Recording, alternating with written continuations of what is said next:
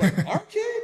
Like, you gotta be kidding me. No way. We were shocked. We were so shocked. We weren't even filming when they like announced, like, and everybody's filming, and I'm like, did somebody get that? I hope they did, But, then she comes home and I asked her, I'm like, how come you're not like that at home? And she was like, oh, because you're mean. Yeah. Oh, of course. Because I'm mean. Yeah. I was like, okay. That's weird. Yeah. I mean, Dad, I'm supposed to be mean. Right. Yeah. Exactly. Like, I'm the parent here. Oh, yeah. First thing I say is, I ain't your friend. That's You know right. what I'm saying? Yeah. We're not recording. We are. Oh, we Now are we recording now? Say, man. Now we are. Yeah, you Yeah, good. we're live. Yeah, see, Nah, you good. Yeah, I'm not your friend. It's true. It's true. It's true. but I was gonna add something else about that for little girls, but I'll leave that alone. Look, man, you say what you want on this one. Dude, the main job of a father of girls is to keep them off the pole, bro. It's true. No, that's facts. Like, It's true. That's 100%, facts. right? It's true. Like The joke in because I spent my times at the clubs, and the running joke was you were fatherless. yeah, Like, I hate to be that guy to say it, but like you didn't have that father influence. So having a dad in your life and you saying keep him off the pole. dude. Sorry to my friends in the industry. I love y'all. I do, but it's the truth. Like, Yeah, like dad was not present.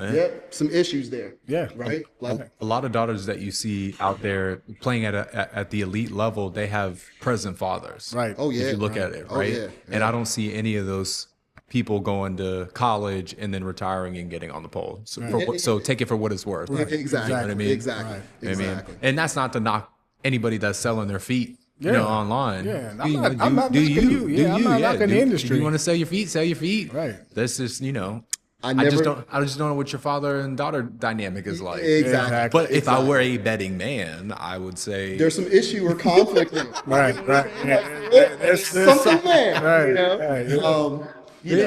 But no, it's funny that you say that because I was absolutely that kid that you're talking about and your daughter. Like, in comparison, my parents would attend something and they would hear all the parents or the teachers say, "Oh my God, your son is this, your son is that," and they'd be like, "Who the hell are you talking about?" And you got the right kid. Andrew is my son, right? Not that kid over there, right? But when I was home, I was an asshole. Yeah. I mean, we're seeing that right now with our two boys. Like, everyone loves our kids, and then we're like, seriously? Yeah.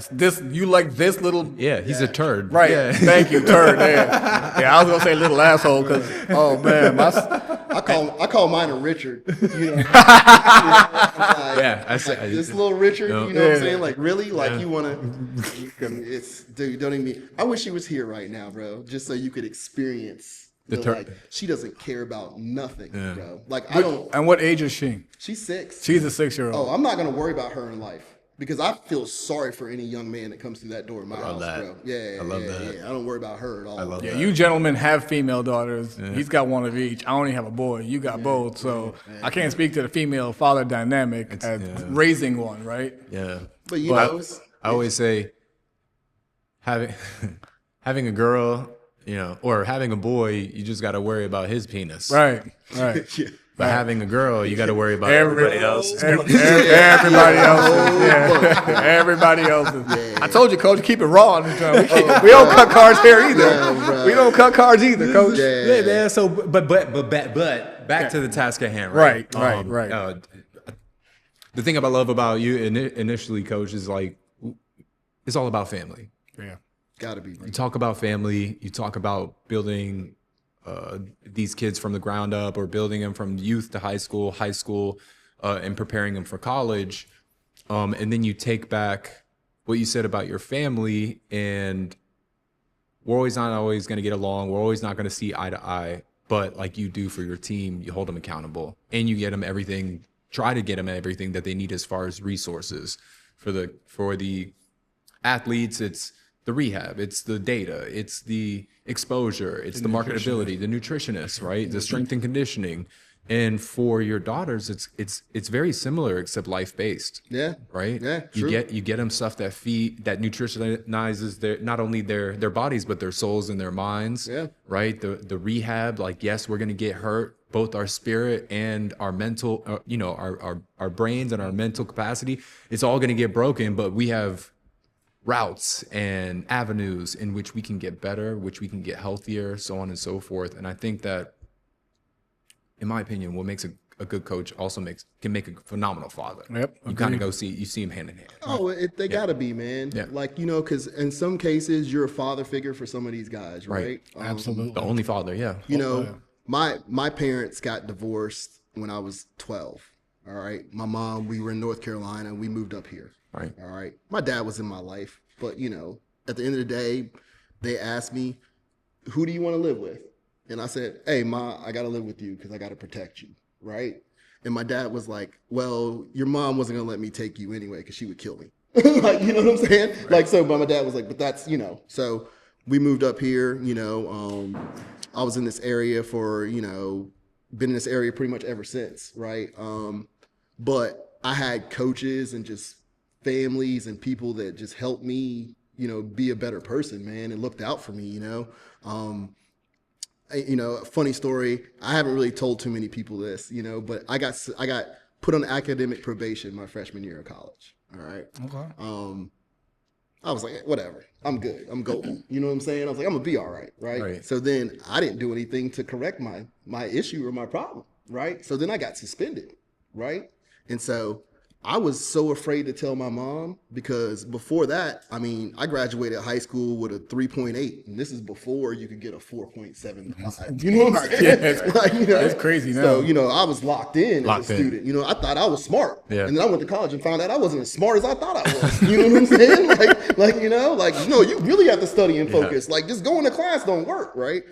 So I told my mom, and my mom was like, "Oh, son, it happens to the best of us. Like, just, you know what you got to do, you know what you got to grind, you got to correct your mistakes and move forward." And I was like, oh, shoot. I was like, oh, man, I thought my mom was going to drive down to Tech and put a shotgun to my chest and, you know, take me out. Yeah. Right?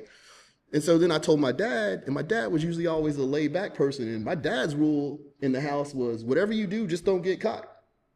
If you don't get caught, then nobody, you know what I'm saying, you fine. But if you get caught, he was like, that's your ass.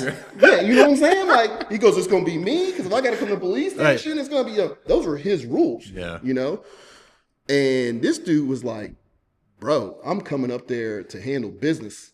Like, you think you just going to ruin what your mom has worked so hard to build you as a human being, as a person? And I was like, oh, man, this dude really, really wants to kill me, you know? And I was like, it was the opposite.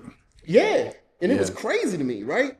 But to that story, my boy, who I grew up with, who's like my best friend in life, right, told his parents I got suspended from school and didn't tell me he told them.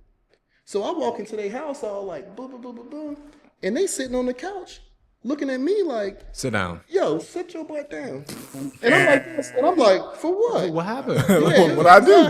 Exactly. And then they laid into me like no other. Damn.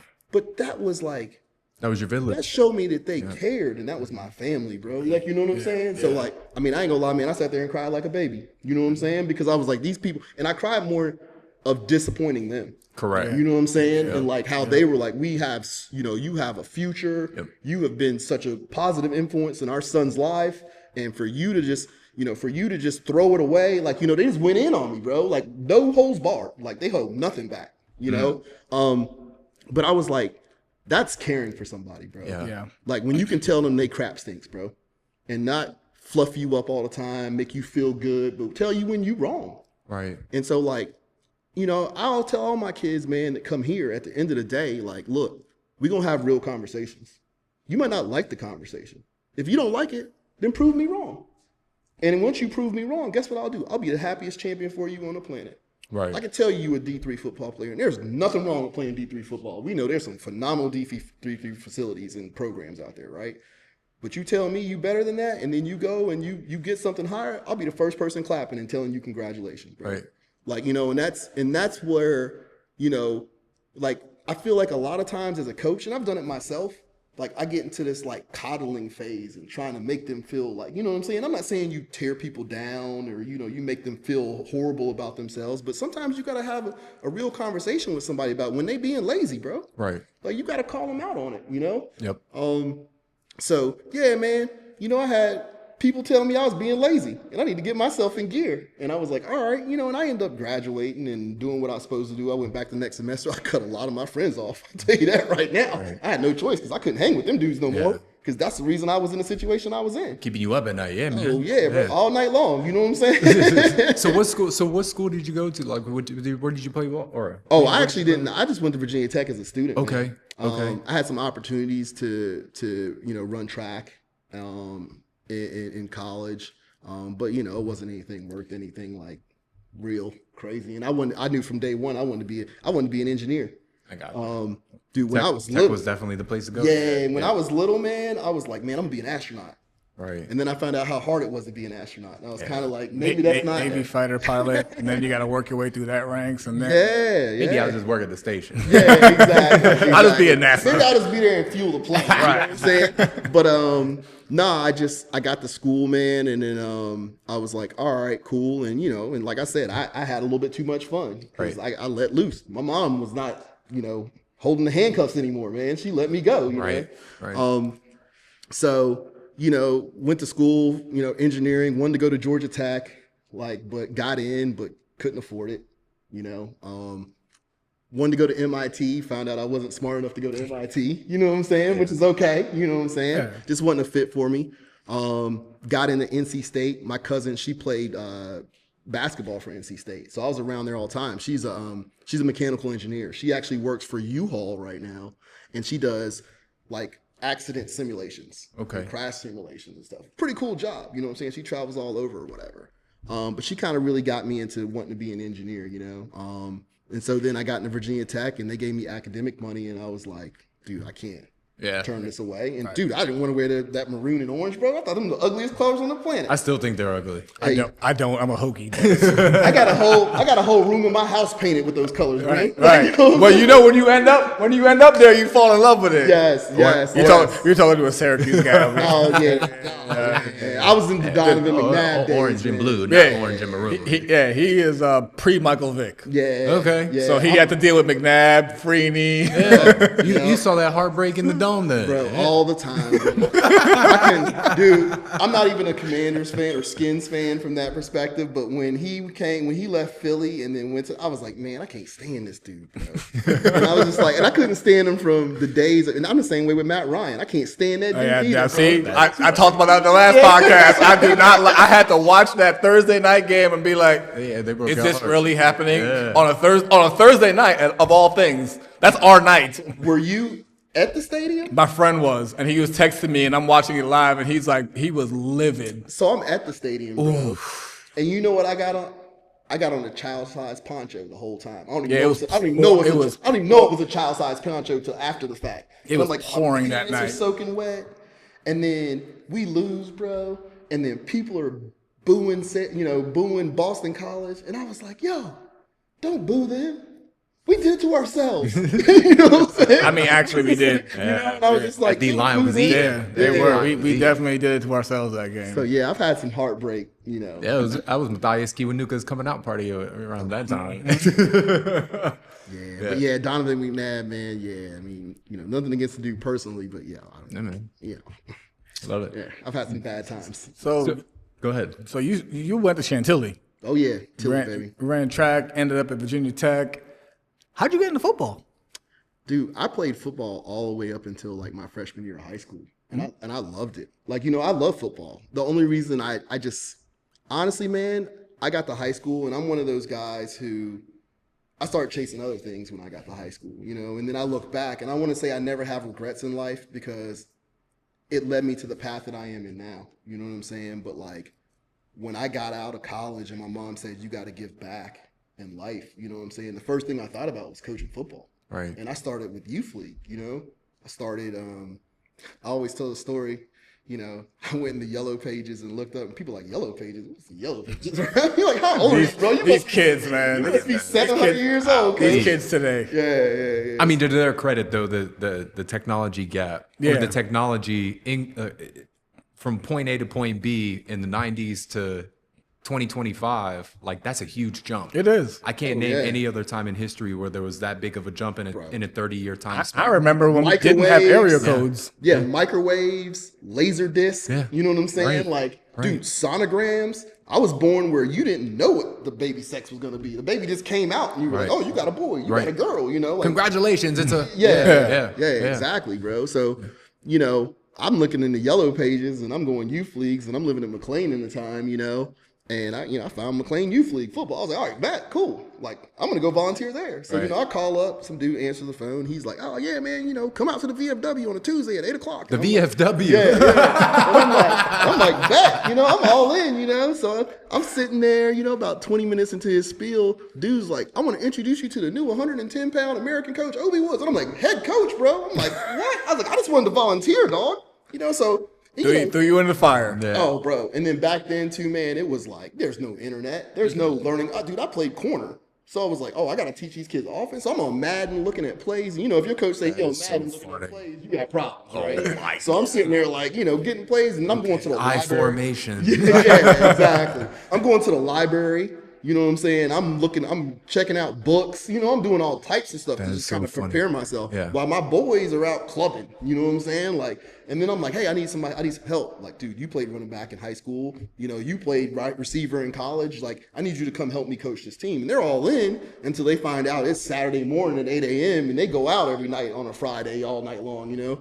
So then they showing up to games. And I'm like, bro, you can't smell like that, bro. Like, yeah. You know what I'm saying? I'm like, yo, like, dude, bro, like parents are here, man. Chill out, man. Like, you know, but, you know, got started that way, you know, and then, you know, coach youth league. And then the same gentleman, you know, Steve Wilmer, man, to this day, man, I need to call that guy, man, now that I think about it.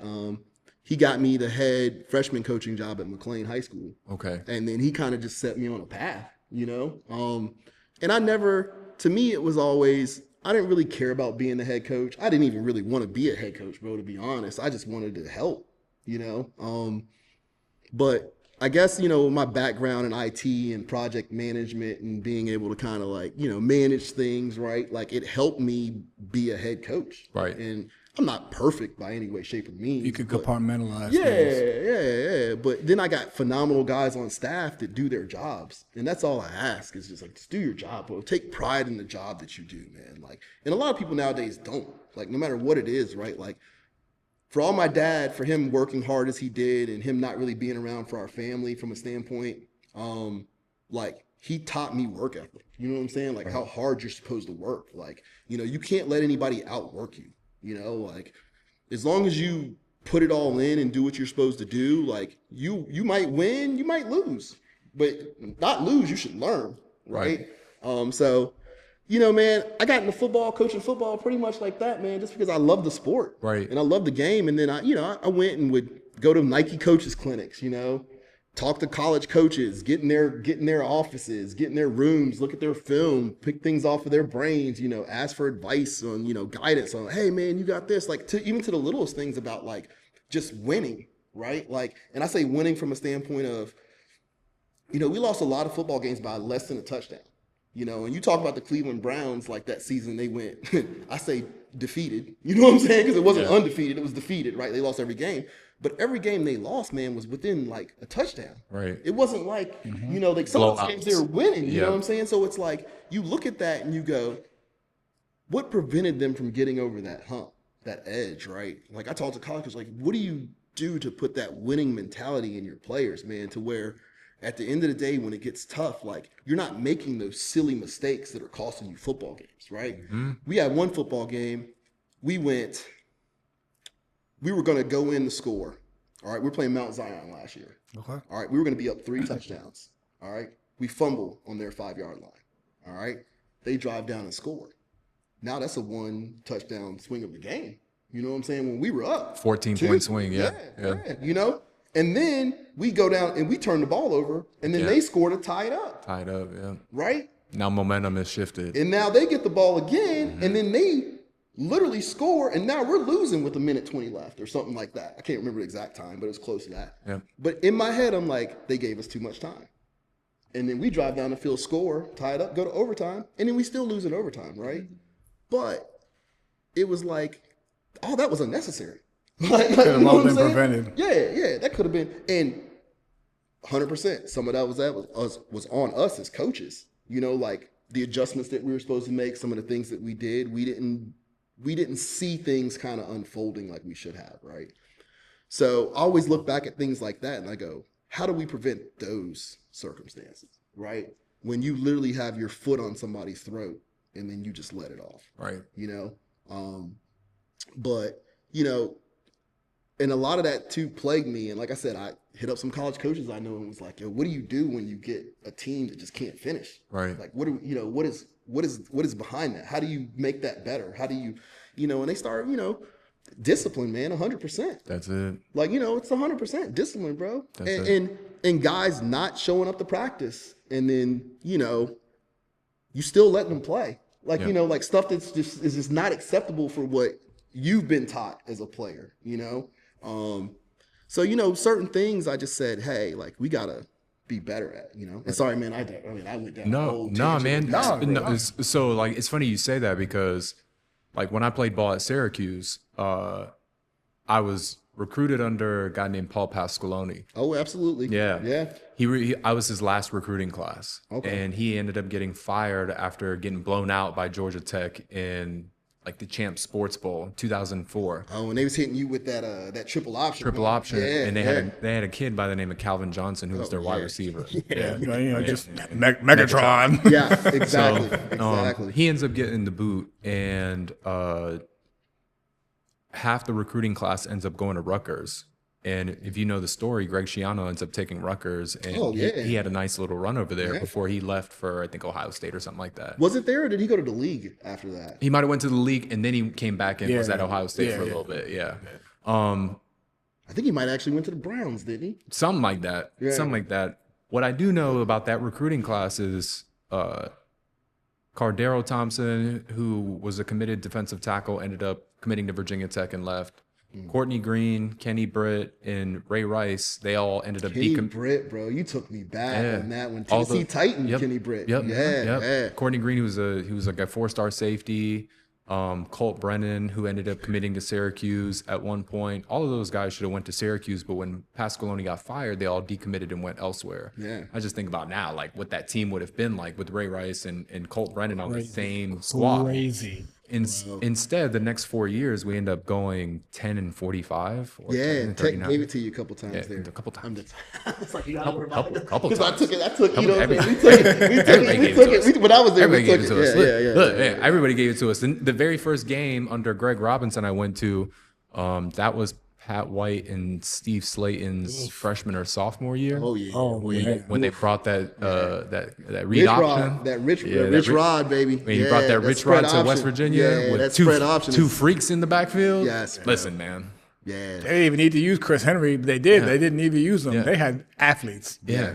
And we went like 10-39 or 10-45 or something like that in the 4 or 5 year time period that he was there. We only won 10 games. And the very next year, Doug Marrone ends up coming in and becomes our head coach. Doug Marrone is a Syracuse guy. He graduated from Syracuse. He played under Dick McPherson, McPherson, and he ended up taking over the head coaching job. And when I tell you, like, he completely broke us that offseason. It's exactly what he did.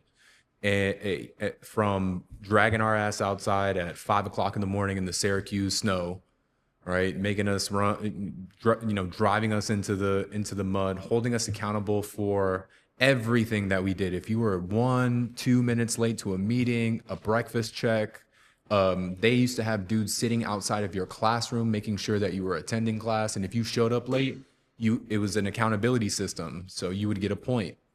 And every time you walked into the field house, on all the TVs in the corner of the facility, it was your face, your infraction, what time you're supposed to be at the field house the very next morning. Yeah. And the very next morning, you would wake up, you would meet the strength and conditioning. This is winter conditioning. Yeah. So you'd wake up, meet the strength and conditioning coach at the facility. You would have 100 push-ups, 100 sit-ups, 100 up-downs. They would make you push this carpeted 2x4 across the basketball court, like up and down 10 times. And then for no particular reason, they would just make you roll. I'm sorry, I shouldn't laugh at that. 100 yards back and forth too. Yeah. I got a coach who makes people roll too, bro. And after that, you start to see the team walking in for morning conditioning. So guess what you got to do now? Oh, Now you got more. Yeah. Now it's official morning conditioning. Morning conditioning. And I bet your butt was on time after that a couple listen, times. Listen, not only did people get their grades right, including myself, because I was one of those guys that just did the bare minimum to get by, all the time. Like my constant talk when I was a kid was, Andrew, you're so smart, but you never apply yourself. Like, you know how many kids would love to just show up to the test, ace it, do no homework, and still be able to charm the teacher into a B+. Like, there's not a lot of kids that can do that. You need to be able to apply yourself. But you can't tell a kid that until they learn their lesson, right? That's one of those where you have to go through it and learn it to figure it out and be like, oh. Yeah. And when your charm doesn't work at one point, or you just skating by doesn't work, your bag of tools is out. Freshman year of college, bro. I don't care who you are. You ain't nobody here, boy. Is what I got. But I say all that to say, we lost 28 scholarship guys that year. Oh, he ran them out of there. Hey, right, and then he had extra scholarships to give to guys that he wanted to recruit. And the following year, well, before he got there, we were 109th. On defense before we got there. The following year, we were in the top 50. Yeah. However, we were 4-8, but we were probably the best 4-8 team in the NCAA. Yeah. The very next year, we ended up going to the Pinstripe Bowl, and we had a top 10 defense in total yards. Yeah. And I say all that to say it wasn't necessarily the discipline, yes, but that discipline instilled the ability for us to win those close games. Yeah. So when you say discipline, that's all it is, man. Yeah. If I can't, and the message was clear, if I can't trust you to show up on time, if I can't trust you to go to a meeting and be where you're supposed to be, you committed to this, right? I didn't make you commit to this. You signed on the dotted line that you would commit to these things. And if you're not able to do that, why should I let you play? Yeah. Why should I let you practice? Yeah. Why should I let you travel if you're a freshman? Yeah. Right? Stay your ass at home, wake up on Friday, and go to the developmental workout on Friday. Yeah, and then watch the game in the dorm. Yeah. Like everybody else going exactly. Yeah. So if I can't trust you to do the little things, I'm not going to be able to trust you when it's 4th and 1 and we need to convert and this is our last possession of the game and we need to stay on the field. And the ball, and it's 4th and 1, and I'm going on 2. I can't trust you. Yeah, right. Yeah, right. Not facts, bro. Right, and so you instill that discipline, and how people respond to that discipline is how you earn that trust in the coaches. That's what I learned. Right, if I just show up consistently every single day, and I grind, and I shut the fuck up, and I just learn. I just learn what they're trying to tell me. Right? Do the best that I can. If I'm doing it wrong, go 100 miles an hour. Right? If I'm doing it right, do it right even better at 100 miles an hour, regardless of what you're doing. Like, do it at 100 miles an hour. Oh, absolutely. Right? Because one thing I learned very quickly is that a coach loves a full effort mistake. Oh, yeah. Oh. Holy shit, he did it wrong, but did you see that? How fast exactly. Yes, Exactly. Because I can't teach that motor. Yep. Right, I can't teach that go. Yep. Right, what I can teach is for you to take the right steps so you can go better, faster, more efficiently. But what I can't teach you is how to drive like you're driving. I can't teach that. Yeah, I probably can break it out of you. Yeah, right, but that takes a lot of effort. Yeah, you know what I mean? It does, man. And so, but you can't. Yeah, you can't teach work, bro. Right. You can't teach effort, bro. Yeah. Like effort is what you're instilled with and what you do. And that's what my dad told me, like, at my first day of practice. I'll never forget, 95-pound SYA Wildcat. Like, he told me I was like, you know what I'm saying? Bro. You took me back, he told me that I was terrified. Yeah. Like, all of a sudden, my stomach hurt. You know, I'm like, I don't want to go to practice today. My stomach hurt. He said, boy, get your ass up. Yeah. Right? Yeah. And he dropped me off at practice. He said, I'm going to be right back. He's like, the only thing you need to do is go out there and go as fast and hard as you can. Yep. That's it. Yep. That's all you have to worry about. Yeah. All right. And listen to the coach, what he's trying to tell you. Okay. And just go out and do as best as you can. Yep. You'll be all right. Man, you're going to be okay. Yeah. And so what he taught me early is the only thing you can control is your attitude, your effort, and your enthusiasm. Right? No, you control those 3 things. Everything else is teachable. Everything else is coachable. Absolutely. Right. So yeah, that's solid, that's bro. my TED talk. That's solid. My TED talk. That's solid. Yeah. Bro. So That's like, solid. I just, it's so funny, man, because like the game of life and the game of football, like you were saying, they're synonymous, right? They go hand in hand. Parallels. One thing I love about football is like I think it's the ultimate team sport. Oh yeah, and there's no other sport like it, bro. And I watch soccer like it's going out of, because my daughter plays soccer, so I watch like it's going out of style. But it's nothing like. There's nothing like it. You can have 11 guys going full speed to the right spot every single play for 65 plays in a game, and it's still not guaranteed win. Oh, exactly, bro. You can do all the right things, but it's still not guaranteed win. Isn't that just like life? Oh, you can do all the right things in life. Yeah. You can be perfect for 3 fucking months, right? But that one mistake is going to cost you the 3 previous months, and that's just what football is. Yep. It's a game of inches, right? And that's what life is. Life is a game of inches, man. So, and it teaches you other things like the flush it mentality. Yeah. You're so fucked up that you jumped off sides on first down that you're letting it ruin the entire drive. Yeah. Now you got a holding. Now you got a personal foul, right? Now you didn't remember the play and you bucket step. Yeah, you're in your feelings. And that's life too, man. Yeah, Get out of your feelings, flush it, and move on. Because guess what? Nobody cares. Yep. You know what I'm saying? Like nobody cares. You think the magnifying glass is on? Shout out to Coach Schaefer. He used to say all the time, like, everything is overrated. You think the magnifying glass is on you and everybody sees your mistake, but the reality is nobody gives a shit. Oh, bro. Nobody cares. Told my wife the same thing at our wedding, bro. At our wedding, when it was like, oh, this is wrong, that's wrong, that's wrong. I was like, dude, nobody knows that. Nobody cares. You know it, but nobody else knows or cares. Yeah. These people are drunk having the time of their lives. Right. Exactly. They're there. They got On your parents' dime, because I didn't pay for it. Right. You know what I'm saying? Like, they're having a time. They don't care. Yeah. Like, they don't care. But like you said, though, man, like, that's where my thing is, man. It's all about effort, man. Like, and I tell people, man, like, in life, in our kids, it's effort, man, whether it's on the field, off the field, in the classroom, at a job you're working, whether it's McDonald's or Five Guys or wherever it is, or even relationships in life. It's effort. What you put in is what you're going to get out, right? Yeah, exactly. And I mean, honestly, myself, I'm kind of, I'm learning the hard way myself. I put a lot of effort into, honestly, other people's kids and not necessarily my family, you know? And, my wife had to remind me of that, and that's okay because she needed to, you know what I'm saying? So like, I'm trying to be a better father to my kids. But it's understandable from a coach's perspective to say that I'm putting my effort into not so much my family. Yes, that's not right. But as a coach, that is what your job is to do. Pour into, as we mentioned earlier, some of these guys don't have a father. You are their father figure. So you pouring into them is preventing them from ending up in the wrong place later in life. Oh, bro. 100%, man. But also too, though, man, you got to be there for the people you love too. Absolutely. Like, Absolutely. You know what I'm saying? You got to find a good balance, bro. You got to make time for your family. But that's life. And if you balance. don't, and if you don't, man, you'll lose them. And I'm sorry, and that's my message to young coaches and guys that just get married. Dude, think about how many coaches that that are just divorced or don't have any interactions with their kids because of how they poured so much into not necessarily the kids, but the game, right? And you can still pour your heart into it, man. You can still put all you want to do into it, and you can still support and love your family too, though. Right. You know what I'm saying? And that's the big thing for me is, man, like, one of the coaches I know, he's a phenomenal coach, man, coach at Clarkson North. He just got married. And I told him, man, at the end of the day, man, let her know that you love her and that you appreciate her support always. And you'll be fine.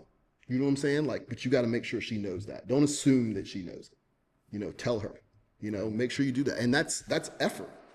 That's effort in life, bro. Like I tell my kids, my football players, I go, fellas, at the end of the day, I don't care you drop a football.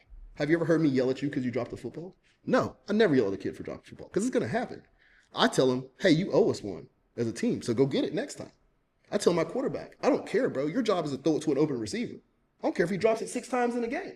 You know what I'm saying? It's your job to throw to the open receiver. So you just do your job and worry about doing your job, boss. Right. And as long as, I had safeties that go, oh, well, I came off the hash to go help so-and-so because he got burnt. And then, then they threw a post right where you were. And you know what I'm saying? It was for a touchdown. Right. So because you tried to go help somebody else. Exactly. This is going to break my heart to admit this as a Dolphins fan, but what did Bill Belichick say to the Patriots? Do your job. Yeah. That was his motto. That was his mantra. And for 20 years, yes, Brady helped, that was the mantra from the defense. Do your job. Yeah. Just do what you're supposed to do. And if everybody on the field does what they're supposed to do, we're going to win this game. That's right. I can correct one person messing up. 2 people messing up makes it more, right? Because you try to help him, so now 2 people are out of position, right? So, dude, just worry about doing your job. That's right. End of the day, you go to work, you worry about doing your job. Or guess what? 2 people get fired. Yep. You know what I'm saying? Because like now you didn't do your job and you didn't do your job, and now like what are we talking about here? Yeah. Right? That's so funny. I had a same guy, Scott Schaefer. He used to say, guys, if 1 or 2 of us is wrong, we're all wrong. Yep. Yeah. Okay. 100%. If we're all right, we're all right. But if we're all wrong, we're all right. He taught me that. Like he If taught we're me all that. wrong, we're all right. Yes, if we're Think all about wrong, it. we're Like, all right. if you guys are all running the wrong play, but it's the same wrong play, then you're all right. You're all right. Yeah. Yeah. Yeah. So that's what I'm saying. You know, like, it's one of those things that you got to do your job, and that's why it's the ultimate team sport. No, right? bro. Yeah. It's beautiful, man. It's beautiful, man. It's just because, like you said, you can pour everything into it and not get what you want. That's it. But as long as you learn from it, man, like, then you didn't lose. That's right.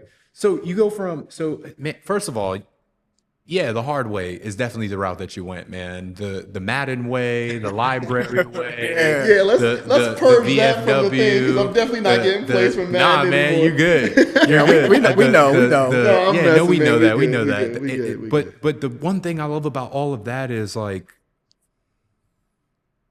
and I'm gonna get to that point to the point, but you went from 8th grade football. That was the extent of your career. Yeah. Right. And then you left the game for X amount of years, and then you get thrusted into. I mean, 110 is like, that's up there. It's not 65, 75, American, 85, man, 95. And American. And bro, I was coaching at McLean, where my fastest kid was usually the slowest kid on somebody else's team. Let's just be real. Like, you know what I'm saying? Like it was real. And then Gum Springs. I'm sorry, Bro. we played Gum Springs, Fort Hunt. bro. Yes, Vienna. yes, bro. Vienna. Yes, bro. Vienna. Dude, I swear we played. Oh, American Pride when they first came out. Oh, yeah. The kid pulled up. I swear he was smoking a Black and Mild.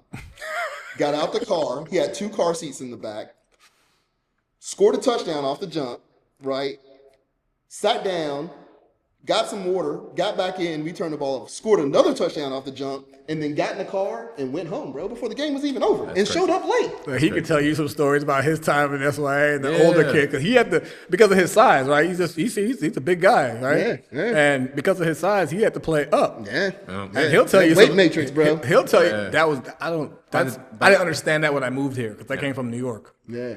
We didn't do weight. It was your age. You just played against people your age. Now, I remember, and maybe time is wrong, but I feel like I was playing defensive end. I was playing tight end, sorry. And the defensive end was about his size, and this is like 4th grade. Because I remember I went with the Statue of Liberty play. My job was to come back, peel back, and I turn around. That dude is right in front of me. All I remember is my hand in my face mask and me walking up the sidelines crying to my coach about my hand in my face mask. And the dude was just huge. Yeah. And I get down here, and they're like, "Oh no, it's by weight." And I'm like, by We're all weight, the same. We're all basically the same size. Everyone's the same size. Yeah. It makes no sense. Yeah. No, it was definitely a shell shock. My 8th grade year, I was in 150 pound, and not a lot of kids were playing at that weight, so it was just one division. Yeah. And when we played in the Sully Bowl against Chantilly, first game of the season, right? Yeah. The entire team drove. I'm in 8th grade. I'm like, what the hell is going on here? I said, Dad, That dude just pulled up. this dude drove here, and he drove his team, like 2 of his teammates. Yeah. And you know. And I swear he kissed a baby or 2 when he got out the car and then got on the field. Yeah. But it was crazy because by the time I got to my freshman year and I played freshman football, I was like, these kids are tiny. Yeah. You're like, this is nothing. Yeah, the game is so slow. Why is the game so slow? Yeah. You know, in retrospect, you look back and you say, okay, the game was slow and these kids are tiny because you were always the youngest, fattest kid on your team. The game is slow because you were always playing with kids that were older. Yeah. Right. Yeah. And at a powerhouse program at the time, you know, like Centerville, if the game was slow to you your freshman year, Skinner was going to find you. You know, Coach Mike Skinner was going to find you. Shout out to Coach Skinner. And he was going to let you know, like, hey, the program is going to be yours here in 2 or 3 years if you keep doing the right thing. Yeah. And as a 14, 15-year-old, like, shit, that makes me feel good. These guys just won a state championship, the first state championship Centerville ever won. And I'm coming out of 8th grade, and he's telling me I'm next. Like, that You makes played me with feel Pat good. too, didn't you? Pat Shield. That's one of my best friends. Bro, please tell that man I said hello. I just talked to him a couple days ago. Dude, I coached with him at PVI for one season. Yeah, he did coach at PVI. Yeah. And me and that dude, man, like, and then we kind of kept in touch a little bit. Yeah. We kind of lost touch, man. But like, dude, that's a stand-up dude, man. He is. Like, Pat's a really good guy, man. Very good Like, dude. It ain't too many like him, man. Nope. Yeah. Nope. No, That's my guy. phenomenal That's my individual. road dog. Please tell him. Yeah, man. Please tell him I said what's up. Pat and I and Jeremy as well. We all grew up together. You know, we were playing ball, house ball, football, all the way from, I want to say 4th grade all the way through high school. Yeah. So we got some thick, some thickness. Oh, when I saw him too, like when I saw him when he was, and he's not a little man whatsoever, Yeah. but I saw him when he was smaller. Yeah. And then I see him in like the Boston College picture, and I'm like, bro, you were humongous, bro. Yep. Like, Yeah. The funny thing about Pat is I never would have gotten offers if it weren't for Pat. People came to Centerville High School to see Patrick Shield. yeah. And Coach Skinner bounced off some ideas. We all eat, Yeah, bro. that's right. That's what kids got to understand, Yep. bro. Like, your teammate eats, man, we all eat, bro. Exactly. So people would come down to see Patrick Shield, and then Coach Skinner would be like, "Oh, go get Andrew from class. Yeah. Meet Andrew Lewis." He's not. I wasn't 6'4". I wasn't 6'6". 280 pounds. But I could move on the field. Yeah. I was athletic, and that's what got me the offers. First it was Akron, and then the others started coming in, and finally Syracuse and Rutgers. They were my top 2 at the end of the day. And but if it wasn't for Pat, bro, I would not have gotten any offers. And I tell that story to everybody. Like, if it weren't for one of my best friends, like, no school would have come to see us. But it was the 6'6", 280 4-star guy. Yeah. That, like, I whatever camp you're going to, I'm going with you. UVA camp, Virginia Tech camp, Penn State camp, like that. Those were the camps back in the day. I'm going with you, and it wasn't because like. Yeah, it was because I was my road dog and my best friend, but I knew his exposure was gonna help you. Bro. I just trying to get a little bit of that light, dog. Like, let some sunshine get on me. Yeah, let me get some crumbs from your sandwich, bro. So, but now, like, to circle back, forgot what the hell we were talking about. Bro, we hit a couple things. We hit a couple things. We were talking about youth. I got your Pat, youth. You said you. Your starting point was him coaching and the hard way. Oh yeah, so like you coaching, like going the route that you went. You left football for a very long time. You ended up coming back, but then you still became a student of the game. Oh, dude, had to be, man, because I was like, at the end of the day, man, like. My mentality, nobody's gonna outwork me, dog. That's right. Like, they can't. Like, you know what From I'm saying? the beginning, like, that was your mentality. Yeah. You can't outwork me, bro. Like, I'm gonna do what I can do. But sometimes you lose, bro. Like, or you learn, right? Yeah. Like, but you are not gonna outwork me, dog. So like, like I said, man, I really focused on like just trying to learn from other coaches. Man, I would watch another coach at another school when I was on the freshman staff. Dude, I did Colonial Forge. I'd watch them play. And I saw it play, and I was like, bro, I like that. Yeah. And I was like, I'm putting that in the playbook. I'm going to study that. You know what I'm saying? Like, that's and then good. I was like, and then I'm studying the play and analyzing, okay, well, was that guy really supposed to move like that? Or like, was he really, like, was the design of that? Like, what is that, Was that the play or was that the defense? Yeah, exactly. And I've always kind of just like, dude. Studied the game, sounds like. Yeah. And just like taking kind of what was done against me that, was effective and said, hey, I'm going to use that. So then come out, next week and coach, or next year and coach would be like, yo, that's our play. And I'll be like, yeah, bro, got it for you. It was beautiful. And I made it better. And I can stop it. And I sprinkle a little bit of something on it. You know what I'm saying? Yeah. And I know how to stop it too. Because I run it, Right. And so you went from, you said McLean freshman football. Yep. Where did you go after that? Like, did you stay with McLean in varsity or did you bump? Nah, I left because I moved out to like Chantilly area. So I ended up going out to South Lakes. Nice. So I was at South Lakes. Was this before or after gentrification? No, I'm just kidding. Way before that. I'm old as dirt, bro. Yeah, because we remember South Lakes. You did want to go to South Lakes. What year were you when you were at South Lakes? Oh, man, you're gonna ask me the year. Really. I'm sorry, so, man. No, you good. I graduated college in 2002. Okay. So I was on the extended program. So I spent like 5.5 at Tech. And then I was at McLean Youth League for maybe 2 years. So that puts us at like four. And then I spent a year as the freshman head coach at McLean High School. And then I moved and I went to South Lake. So got it. Like 06. Got it. 06, 07. Yeah, maybe. that's a good time. Yeah, I would say around then. So Ellenberger was the football coach. Got it. All right. And then he left. And then Andy Hill Yep. was the head football coach. That name I know. And then when Marvin Loudoun took over, Yep. I actually had left, and I was where did I go then?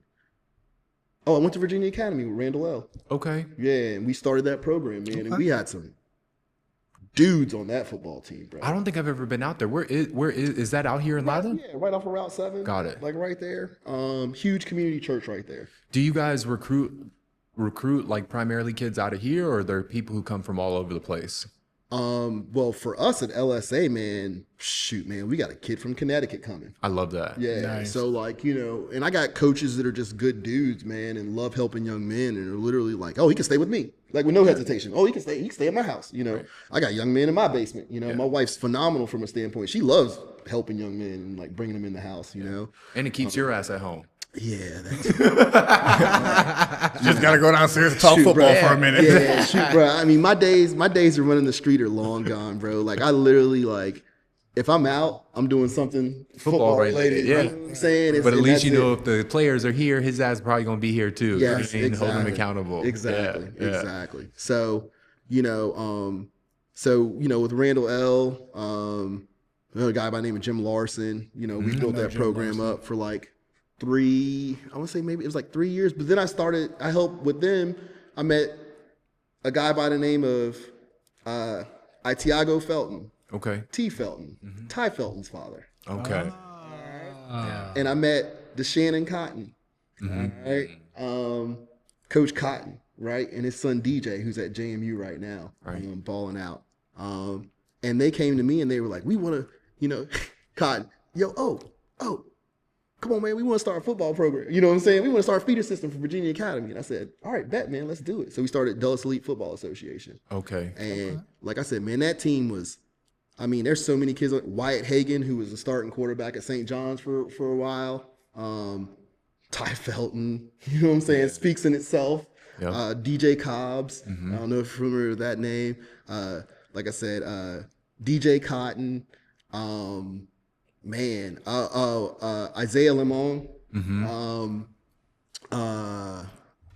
Geez, man, it's so many kids on that football team. Studs right there. Football players, bro. Studs right and I haven't even, and I know I'm missing some, but that's my age, man. That's that gray hair kicking in. So, hey, man, I love y'all, man. I never forget y'all. You know what I'm saying? Yeah.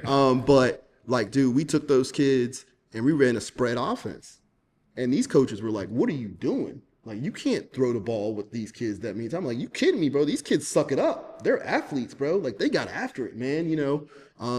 We went to AYF Nationals that year and lost the first game by a touchdown. And we had 3 touchdowns called back against us, bro. Oh, damn. And it was brutal touchdowns, though, like kickoff returns. Oh, you blocked them in the back, way over here, not over here. You know what I'm saying? Like, stupid away stuff, from the bro. away from the play penalties. Stupid stuff, bro. And I kind of felt like they didn't want us to win. You know what I'm saying? But then after we lost that first game, us as a coaching staff went to our kids and go, yo, this is not a play date anymore, bro. Like, we came down here on a play date initially. Like, this is a business trip. Like, what are we doing? Like, we stand on business now. And we spank teams, bro. Like, because we got put in the lower bracket after that, you know what I'm saying? But we beat teams 35-6, 52-7. Yeah. And they were like, bro, y'all are the deadliest team out here. Yeah. You don't know what happened the first It's like bracket. a traveling team, too, right? Yeah. And it was like, and we ended up getting, I guess, tied for third for the AY National Championship or whatever, right? But the guy who won it was like, yo, I should give you this trophy, bro. Y'all the best team by far. Like, we would have played y'all. I don't think we could beat y'all. And it was like a testament to our kids, man, because they turn up and handle their business, bro. But, did that. So I went back to youth for like a little bit. A little bit, yeah. Yeah, you know. And then we ended up from there. I helped out at Dominion for a little bit. A lot of phenomenal football players there. Trey Hayes. Trey Hayes, who's at CNU, killing it. Originally was at Valpo. Like, you know, he's a baller. Josiah Cody, who's like the son that I never had. Right. Who's in college now, just got an opportunity to play, which I'm super excited about him. And he went the hard route, man. He went the JUCO in California route. And then Oh, wow, here, yeah. you know what I'm saying? And is doing his thing, man. And I'm very proud of him as a young man, especially too because he was a knucklehead from the jump. Like, you know what I'm saying? But still a great kid, man. And he just needed somebody to like help him, like, you know. Get over that maturity. Phenomenal. Got his little brother playing for us out here, you know. And I'm just beyond proud of him, man, of the young man that he's become, you know, like, and that's the thing as a coach that makes you feel good, you know, and it's not even about him playing football. Right. It's just seeing him become a man, you know, and handle his business and do what he's supposed to do, you know. And what was his name? Josiah Cody. Is his brother Elias? Nah, his brother's Sir Labad. Okay. Yeah. Because I know there's an Elias Cody kid who's just blowing up across social media. Played for Torrey's Level 82 team. Okay. So I thought maybe that was the same relation. You know what though? I don't know because you never know around here. Yeah, you never know around here. That's very Maybe true. a cousin. Yeah, exactly. So then you did the Virginia Academy, or you went to youth. Went to youth. Virginia Academy folded. Okay. Because it was just too much for them at the time. Okay. So they folded. Like I said, kicked it at Dominion for a little bit. I think I might have mixed up my timetables there, man. I've been coaching for 25 years, man. Yeah. Like no time off. So it's like it just blends all together into one. Eventually, yeah. Then I went to PVI for a year. Right. When they brought up the new campus, right? Yeah, well, no. It was old campus. We were Fairfax in Fairfax. Oh, yeah, we were in Fairfax. Oh, campus, bro. wow. It was when Grandizio first got the head coaching. Wow. Yeah. Yeah. And that's when You're right. That's when Pat was there back in the old campus. That's right. Exactly. Yeah. And then I did what you're not supposed to do. I went to O'Connell. Come on, man. What you doing, bro? That's like going from Centerville to Chantilly. You can't do that. Yeah, bro. Yeah. So then I went to O'Connell the next year. You know, stayed in WCAC. Yep. That's good resume building, though, man. Oh, dude, even for me, it was just the opportunity. And, you know, I had coached a young man by the name of Bryce Jackson, who's the defensive coordinator, my defensive coordinator, Jesse Jackson, now. We've coached together for years.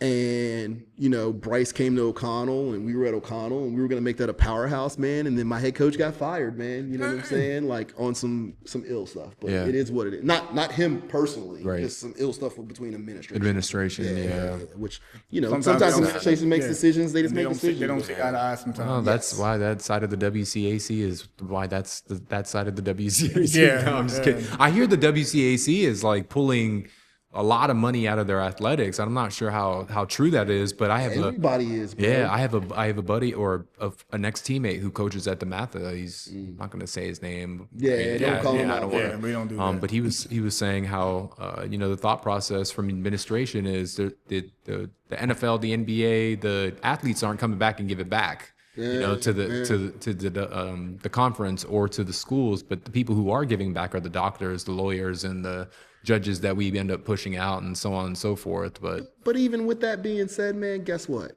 Athletics builds your school.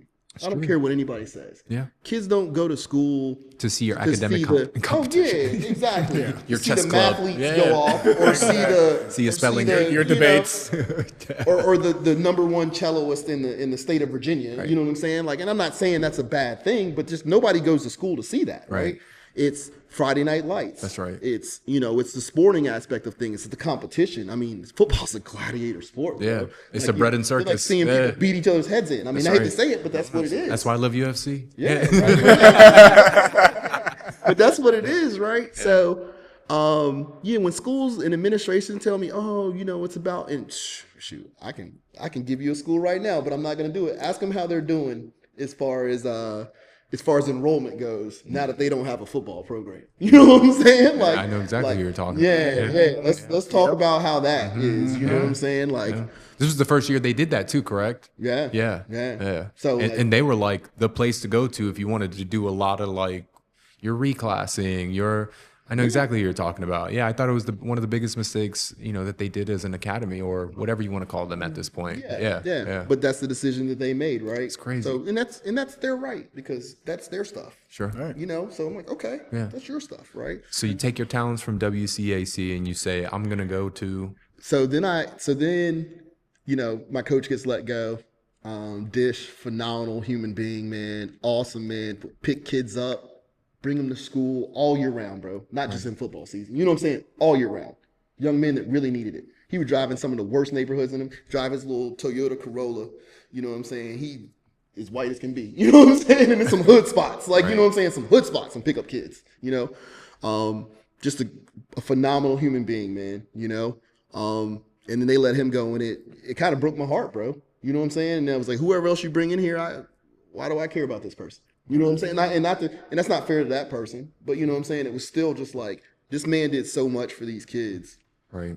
And this is the way we get repaid, but it is what it is, bro. Right. So left there because then my man Bryce went to Patriot High School and Sean Finnery. That's my dude, bro. Because he gave me an opportunity as a coach. He's like, you know what I'm saying? Like, I'd always been like a freshman head coach, right. Like the quarterback's coach, passing game coordinator. And I was like, dude, I want to be an OC. And he was like, bet, come be an OC. You can come here to Patriot, man. I'd love to have you. He goes, you understand the passing game. I got the run game down. He played, offensive line in college, And he was like, dude, let's do it. Right. Let's be a tandem, right? But he also made me sit and wait. He made me be patient. He made me learn, the run game aspect of things, like the gap scheme. I came in, I'm like, oh, we run zone. You know what I'm saying? It's like, dude, anybody can run zone, bro. Not to be like anybody can run zone, but like. Sometimes doesn't fit the personnel. Sometimes doesn't fit the down the distance. Yeah. Sometimes you need to milk the clock. Sometimes you need a quick hitter. Yeah. Dude, a little bash with a little counter tag is the most beautiful play you can run, bro. True. Especially you got a dude that can boogie, bro. It's beautiful stuff. Listen, Stonebridge made a living off of it. Yeah. and look, hey, Centerville stole it. Made it. Exactly. Won the state championship. 2000. But it's beautiful, right? Yep. It's he made me embrace the run game, bro. Right. Which and he made me sit and wait for it, And it was the best thing, man, because I learned so much from him, man. Even to this day, man. That dude is a phenomenal coach, bro. You were doing a lot of 101 learning, and he was like, sit down, 201. Yeah, let's take the 404 class. Like, let's teach you that upper levels of education. Exactly. Because right now, it's that's the difference between you becoming a phenomenal coach or being a coach that does the freshman or does the QB coaching or does the passing game coordination. This is going to take you to the next level. Yep. Taught me how to really watch film. Yeah. You know what I'm saying? Really watch. I thought I knew what I was doing in high school, man. I got to college and I was like, how many times are we going to watch this fucking play? How many times are we going to watch this goddamn play? I don't want to see the same bucket step. Yes, coach, I got it. I made a bucket step. All right, down this trap. But how many times do I have to see it? Yo, that's funny, bro. That's funny. Because it's funny because we start off film, right? And I instantly just go, I say, hey, fellas, look, this ain't personal. That's the way I started. This ain't personal at all. And then we pull it up and I instantly go in on something. That's it. And then the other kids are sitting there back there snickering and laughing and giggling. And I go, oh, you laughing? Oh, you next, bro. And then the kids go, oh. And I'm like, oh, you next too, bro. Like, like y'all think you. Y'all think y'all safe. Ready. I got more plays. Yeah. I'm like, both of y'all are 6'5", 280 pounds, and you just got beat by this dude who's 5'6", 175. I was like, he split both of you. Yeah. What are we talking about here? But at the end of the day, I go, fellas, this isn't personal. Right. This is about you becoming a better football player. That's right. Oh, and how many times did you watch film you had no idea you were doing a certain thing you were doing? And the coach was like, dude, you literally do it, and I tell you do it every time. Every time, yeah. Yep, and then you finally see it, and you go, yeah, I really am doing that, right? That was me in high school. Like I at playing end, I never. Coach Skinner, he was a phenomenal coach, but he would use vocabulary that I didn't know what he was talking about. Yeah. So when he told me to squeeze down, I'm like, I don't know what that yeah. It's funny you say that. I don't know what that means, but I don't want to ask him because I don't want to feel stupid. Yeah. Dude, I tell my kids all the time, I go, if I ever say something out here that you don't understand, I need you to ask now. Right. All right. So yeah. Because Don't we ask have in to the game. we have to speak common language, right? Like, I had a coach that would just be like, "You got to move over. You got to move over." I go, "Bro, tell him to get into a 20. He's a linebacker. Tell him 20. Tell him 00. Tell him 30. Tell him 40. Whatever. Right. Give him the directions that he can look and go, oh, no, I know I can understand. But just Good telling count. somebody to move yeah. doesn't dude, He would move? tell- What, listen. up, right, back, left, down? Like, what are we talking about, Yeah. right? Like, we have to talk common language. Right. Like, my kid will come off the field and be like, my center will be like, coach, man, they're giving us, dude, coach, they're literally giving us 2 twos. Right. And I'm like this, oh, okay, perfect. And then I'm like, boom, we're going to trap somebody. Yeah. You know what I'm saying? That's a silly scheme. Let's do this. Yeah. And that's where we have to be able to communicate. Yeah. And then I tell him, like, I'm going to say words that you probably never heard or you don't understand in your life. And you got to say, coach, I don't know what you're talking about. That's right. And then and we get there. But it's nice to have a coach like you, right, who says that. Ask me now. Don't ask me in the game. Listen. Oh, game too late, bro. Because you're right. There's stuff Skinner said that I would be like, I'm not going to ask. I don't want to be that guy. And then there was terminology that he was using, and I got to college, and I used the same terminology, and everybody's like, what the hell is that?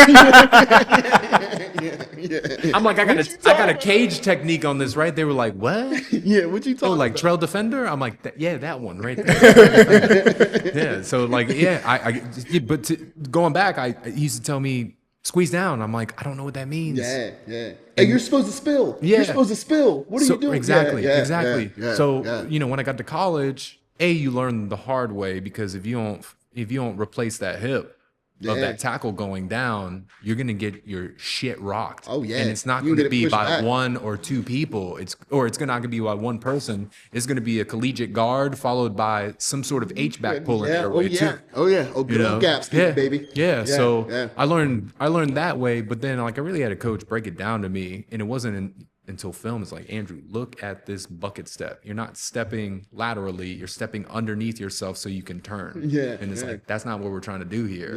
Yeah. And you gash the entire defense. Yeah. When you do that, because all that, you create a huge cutback. You're screwing everybody up. Everybody up. Yeah. And it took for one camp at Cuse for me to understand that. And it just gave me, I learned in that one camp more football than I had ever learned in my previous, 8-9 years of playing football. Oh, dude. And I thought I was the shit, you know? Bro. And I'm sure you say this all the time, like, man, if I had the knowledge that I had now and I went back, like, I'd be killing it. I'd be killing it. Oh, bro, if I knew what I knew now and not looking at Madden and coaching, I would have been smashing all those McLean youth leagues. Exactly.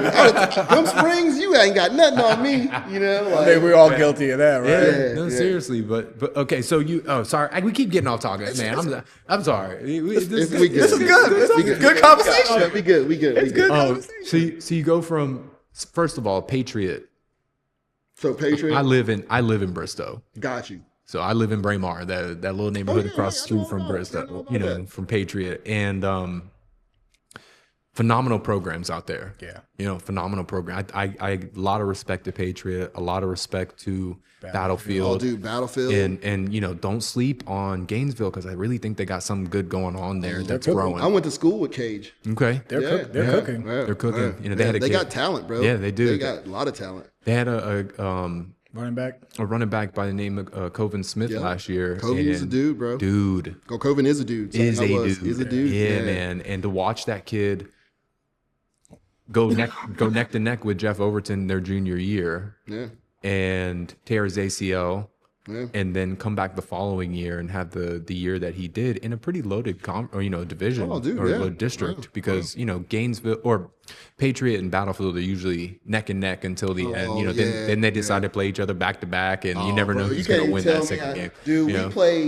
we played Battlefield when I was at Patriot, and I had a young man by the name of Tim Baldwin who played running back. I coached him in the youth league, and I mean Tim's a dude, bro. Yeah. And then we get in there and we go against what's Matt's last name? It's gonna drive me crazy. Jeez, this is my age. You're good. You're good. Oh, Matt. What's your last name, Matt? I can see his face. I see him right now. All those Binkowski. Matt and Cam. Yeah. Oh man, we know Cam. Yeah. We love Cam Bukowski. Yeah. So Linebacker Matt. Yeah. Matt, dudes, man. And that was just like we just boom. And then I'm coaching against. It's funny. We're in the booth, and I'm gonna tell this story. A guy by the name of Coach Chris Lancaster. He's at Battlefield. He talks big in the booth, bro. Like, I mean, that dude is like, oh, dude, the whole time, right? And so, like, and I'm like, all right, I'm quiet, man. I'm reserved, man. I'm not a trash talker by any way, shape, or means, man. That's just not who I am, bro. So I'm just sitting there, and we kick the ball off to them, and they fumble the first snap, and we get the ball, right? And coach is like, what you got? And I was like, yo, run that trap, coach. And we hit the trap for 6 off the break, right? And they untouched, man, Tim up the middle. And I look over at Chris and I go, game over. He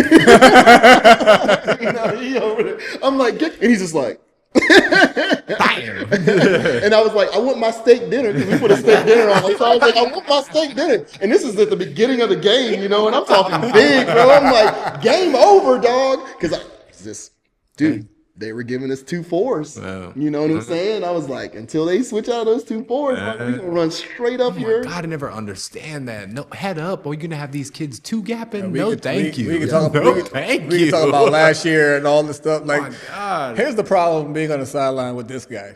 His football knowledge is so up there that when we're watching games and we're filming games, we're looking at what the team, and he's calling plays out before they happen. And the rest of us are like, how did you, but we got to the point now where we're just like, okay, how we let it unfold? But it's crazy because you're sitting there and he's calling the plays out. He's like, all right, they're going to do this on this play, and then 2 plays later, they're going to do this, and then you're watching it unfold, and you're like, how? Oh, you up that joint like Tony Romo. So Tony Romo be on that tip too, bro. Because coaches high school coaches have harsh tendencies, 100%. Man.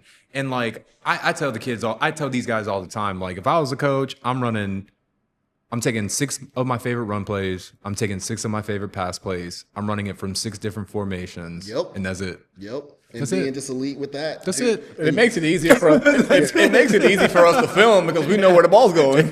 You gotta but too, man. You gotta find those 6 plays that are the best 6 plays for you. Yeah, in your absolutely. And they're not going to be the same every year. Right. You got to match your personnel. And that's one thing I don't see a lot of these coaches doing. They love 11 personnel, and they're going to run 11 personnel, whether they have a 22 or 21 or 12 personnel team or not. Dude. And then they wonder why they're not winning. Yeah. And they start questioning, well, why are we going to win? Because you're not running stuff that fits the people you have. You got to know your players. Defense especially. Oh, dude, and even myself, man, honestly, I had to remind myself of who I was as an offensive guy. You know what I'm saying? Like, bro, like, what are you doing? Why are you being so vanilla, or why are you being so just, like, predictable? Right. Like, yeah, dude, sometimes you got to come out in 10 personnel. Sometimes you got to come out empty. Sometimes you got to do some of this stuff. And Coach Absher, man, kind of actually helped me kind of helped me be more, like, just willing to not be so rigid. You know what I'm saying? Because I never was rigid, and then all of a sudden I became this rigid dude, Because Finn did a phenomenal thing for me where and that's Coach Sean Finnery, right, at Patriot. He was like, bro, you got to have rules. For kids, you got to have rules.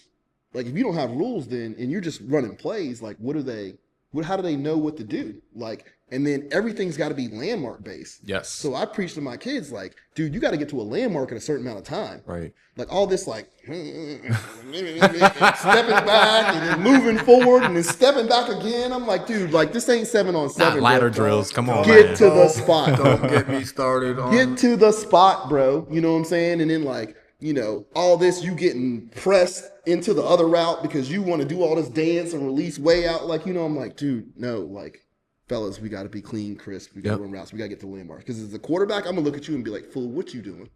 You're not getting the ball. And then I get hit. Yeah, exactly. You know what I'm saying? Like, then I get my clock, right? Exactly. So, Finn put that in place for me, was like, dude, you got to make rules. You got to have a system of rules and execute rules offensively. But then I took that to my engineering to the extreme of being like, oh, it's only rule. You know what I'm saying? Yeah. But like, dude, certain things, as long as it fits a rule, it can break another, like, you know what I'm saying? Like, it doesn't have to break a rule. You just make another rule that adjusts to that rule, right? So the pendulum swung with you back and forth until you found that balance as a coordinator. Exactly, Gotcha. exactly. But yeah, Dante's going to call plays this year, man. He's going to do a phenomenal job, man. I'm going to be on the field, so I'm going to help him with what I see. I love that. But he'll be up top, so he'll call and go from there. You know, I'm excited. And I got my man Jesse Jackson on board, who's my DC man, like I said, who's like, that's my brother from another mother. He's from Texas, so it's okay though. But you know what I'm saying. But like, you know, he's a good dude still. Yeah. What part of Texas is he from? Man, you know Texas football out there is crazy. Bro, this dude rushed for like 6,000 yards. I believe it. Yo, bro, like as a freshman, as a Texas high school running back, he tells the story all the time. He went to TCU. You know who's TCU? Who he shadowed at TCU? Let me guess, LT. Yes, sir. Oh wow. And He wasn't TCU getting no offered play. him exactly right. PT. So he comes back and he goes, Dad, I ain't going there. And his dad was like, what do you mean you're not going there? He goes, they got a running back down there by the name of, Damian Thomas, and I'm not going there. He goes, I'll never see the field. And he was like, what do you mean, son? You've always been the best since you step on the field. He goes, no, Dad, I will not see the field. He knew. Yeah, he knew. Yeah. Let me tell you when I say this. Yeah. This man is a freak. Right. Yeah. He was like, I'm not seeing the field pop. Changed the whole fantasy football game. Yeah, exactly. Absolutely did. Him and MJD, good gracious, bro. Yeah. It's true. So you go from Patriot and you end up what? So Virginia Academy is like, hey, we want you to start the high school football program back. Come start the high school football program. My man Jay Hagler was the AD. Was the AD at the time, and he tried to bring me back into the fold over there, right? And I was like, all right.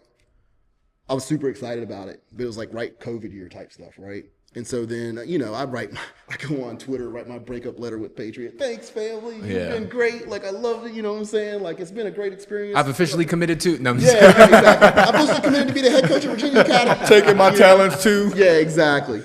And then Virginia Academy is like, oh, we don't want to do it this year. And I'm like, mother, right? So then I'm like, okay. So then my boy Lauren White gets the head coaching job at Brentsville. And he's like, bro, come be my OC for a year. And he's like, Jesse, come be my DC for a year. Yeah. And we walk off screenplay. I call it screenplay to walk off the field. You know what I'm saying? To beat Meridian when they were good. Yes. When they were not Meridian, they were was it Marsh? No, crap. What was the name of the school? I can't think about it. But whatever. It's all good. Yeah. So now Brentsville District, you guys. I remember when that program started to take a shift because they've always been competitive. Yeah. But then at some point, like they just separated themselves. Bryce came over. Yeah. Like he had a phenomenal season. He went Patriot, Langston White, Lauren's son. Who's at Villanova now. Right. Like. That team, man, was a phenomenal football team, and then we ran into Phoebus, and then we realized. And that'll happen with Phoebus. Yeah, and that was the year that Phoebus actually got beat by Oscar Smith, like 50-something to whatever, and they took it out on us, and then the next year Phoebus beat Oscar Smith like they stole something. Yeah, I'm watching the Phoebus and Oscar Smith game, and I'm like, dang, man. Oscar Smith looking bigger these days. And they're like, nah, bro, that's Phoebus. Oscar Smith is the other team. And I was like, what? And they got that much better and loaded up that much. And they've just been like rolling, bro. Like, and those kids, man, they kicked the dog mess out of us and then served us blueberry pancakes. And I say it and like, you know what I'm talking about. They were nice to us. Dude. Gave you the Reggie White. Coach, God bless you. You got a phenomenal football team, Coach. Y'all came out here, y'all played so hard, man. Coach, anytime y'all want to do something, like, and we sitting here like, bro. Shut the fuck up. Right. I don't want to come back down here. Yeah. You just literally took me, drugged me through the mud, and then stood me up and was like, you okay? And dusted me off, bro. Talking about Dave Chappelle. Would you like some pancakes? Yeah, exactly. I was like game blouses. You know what I'm saying? I was like, God, bro. Like, it was brutal. Yeah. It was brutal. So they do that to everybody though. It don't matter if you class 3, 4, 5, 6. Nah, bro. Yeah. They put the smack down, bro. And like much respect to their coaching staff. I love that. I love that program. Yeah. They've been balling since they were balling when we were kids. They were balling. Yeah. Dude, Mickey calls me up right after. Hey, Coach, man, I know it was he was like Mickey Thompson. He was like, Phoebus is a tough out, Coach. Like you got to, that's respectable. Like don't be mad at you know what I'm saying? Like it's respectable. They and I was like this. Yeah, Mickey, but I ain't really never been beat like that before. You know what I'm saying? So, but that's cool because Mickey's the OG. Yeah. Because our coach is under his. We were just talking about this a couple days ago. Under his tree. yeah. Right. Yeah, So yeah. like Mickey's the OG. Like so, him making that phone call to you means he had respect for you. To Mickey make is that call. Mickey is 100% for kids, bro. Yep. At the end of the day, it's, you know, and that's the kind of coaches that I rock with, bro. I don't care about what nobody else says, man. If you're 100% for kids, man, like, boom, you will always get mad respect in my book, bro. Yeah. Because when COVID hit and we started our Spartans football team to try to get, because they didn't know if they were going to play football that year. So we started the Spartans travel team, and they was like, oh, you know, you got ADs and principals and high school coaches being like, they can't do that. Don't let them do it. Like calling VHSL. And VHSL's like, well, it's a club. And I was like, yo, we're a club. We're like a soccer team. So you're telling people they can't play club soccer anymore and not play for their, and they were like, nah, we can't do it. And I was like, just because y'all aren't playing football doesn't mean we're not going to play football. Right. You know what I'm saying? So made sure our kids, man, we had protocol. We had the protocols before the schools had the protocols. And for the COVID standpoint, like we got a nurse, we had it all set up. We were testing kids and temperatures and all that stuff, right? And then, you know, Mickey told each one of his kids that were seniors, even Ty Felton, he was like, you guys need to go play with them. Because if we don't play football, you're not going to have an opportunity to get on the film. And some of you guys, the colleges have already told you, your first 3 weeks of film is going to be the most important thing you have. Or your first 4 weeks of film. It's going to determine whether or not we throw that offer. Yeah. And he sent every kid he had our way. I love that, man. And bro, and it was completely unselfish. And then guys were like, oh, but you know, Finn's over there coaching, and Finn not being the head coach, he was the DC. I was the OC. My man Jesse was the head coach. And then we had coaches from multiple staffs on our club team. You know, just coach it, bro. Like, you know what I'm saying? Guys from you know, we had Robinette send us some kids. My man that's at Boston College now. I can't think of his name. Defensive tackle, man. Phenomenal young man. Why can't I think of his name? My age again, fellas. But he came to us super raw. And then Coach Smoot, Craig Smoot, who's out in Gainesville, taught that kid how to play defense. And then that kid went and got an offer, bro. And I'm saying, and Smoot coached his ass off and got that kid doing what he's supposed to do, bro. Yeah. And then that kid was a beast, bro, you know? And Robinette sent us kids. So it was like, to me, it was like, everybody else who had this whole selfish mentality about it, like, I didn't F with you then. Yeah. You know what I'm saying? I was like, bro, because eventually this ends and I go back to Patriot and I can't take your kid from Patriot. He got to live in my district. You know what I'm saying? Like we're just about trying to help these kids. So all those dudes that were petty and act a certain way, man, whatever, man, y'all can kick rocks. Like, you know what I'm saying? You know who you are. You know what I'm saying? And that's where I am with it, right? Because if you're not about kids, bro, then why are you in this business, bro? Right. That's it. Like, because it ain't for money. Because nobody makes enough money off of this. I'll tell you that right now. Right. Yeah. So our timetable has sped up. What's up? Right? You did Virginia Academy. We went back. So went back to Virginia Academy, did the 3 years there. They decided they wanted to go a different direction, didn't want to do football anymore. They wanted to do football, but they couldn't find anybody who wanted to do football there. And then I started LSA, man, you know. And I started just because I was like, I had a couple kids that I know still needed opportunities. And if I couldn't give them the opportunities, I had to find a place for them to be able to do it, right? So we started this whole program. I had a lot of backing, got a lot of great coaches on staff and a lot of good guys. And then the owner of Revolution here, Nico Eckhart, was like, bro, start a football team. Like, let's go do it. You know, we're going to play our games at Segra Field. Yeah. I don't know if you're like, that's beautiful, man. Like, it's awesome. I have to get you guys over there so you can check it out. We could chop it up over there too as well. Yeah, man. But, you know, I'm just excited about this, man. Excited about, like I said, man, just producing machines, bro. Like, I wanted to spit out machines, man. Kids that are awesome young men that have drive and put effort forward and everything they do in life, you know what I'm saying? And no matter what happens, man, they just have mental fortitude and they're just tough, man. Just tough guys, man. Is this your guys' first, or how long have you guys been producing? This is your first year? No, this is our first year, man. Yeah. I saw the schedule. You guys have a pretty loaded schedule as well. Oh, man, you can't play bums, bro. No, like, not around here, at the academy level. And you get no respect, bro. You know what I'm saying? You got to play football teams, bro. It's going to be very interesting to see you guys compete against some of these guys, some of these new programs, some of the more traditional programs. I'm excited. You guys are going around the country or around the area too and really facing it. The one thing I appreciate about your schedule is you didn't back down. Oh, dude. Yeah. You know what I mean? And there's a couple guys that, we want to go get too. Yeah. Like, we want to play. We want to play later on in life. You know what I'm saying? My main thing was just like, it's all about the trenches, man. We know that, right? Yeah. So especially at the high school. Yeah, exactly. So, trying to get linemen and build that up, and everybody, coach, what you need? I need a lineman. Coach, okay, I got you a lineman. What else you need? I need another lineman. Like, you know what I'm saying? Like that's the path, right? That's funny. We went to St. James 3 months ago, and that was the same shit. Yeah. Hey, coach, what do you guys look at? Man, we got a lot of skill guys, man, but the damn linemen, man. I need linemen. I need linemen. You ain't got linemen. It ain't no point, bro. Nah. Like, it ain't no point playing anybody. You don't got linemen, bro. I was like, all these skinny dudes running around. Don't get me wrong, I love my skinny dudes, but you know what I'm saying? Like, you ain't got nobody to block for them. It don't matter, dog. We said that about. We went to see Flint Hill play a couple times last year. Shout out to Flint Hill because they had some phenomenal athletes on that team. Yeah. Hey, Coach P, you're next. Get on this pod, Coach P. Yeah, but there's not a lot of guys who are willing to chalk up $50,000 to have an O lineman go to that school. Yeah. And so where they're lacking in talent, or they're not necessarily lacking in talent, they're lacking in some beef. Yeah. And the kids that you do want to put on the O-line, they're only going to gain but so much weight and put on so much muscle in the offseason. Yeah, you 5'10", bro. You can, exactly. It's tough playing offensive You can line. be built like a brick shit house, but you got some dogs that you guys are playing every single year at the academy level as well. And, it makes it tough. Even some of the teams we saw outside of Flint Hill, no disrespect to Flint Hill at all. No, great program. Wrong. Yeah, great program. Phenomenal program. He does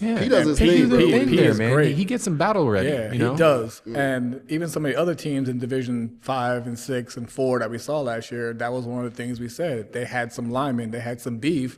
It'd be a different game. Yep. They would have won this game. They would, or their overall record would have been better. Mm-hmm. And it's always one or two linemen, fellas. Mm-hmm. One or two linemen puts us over the top.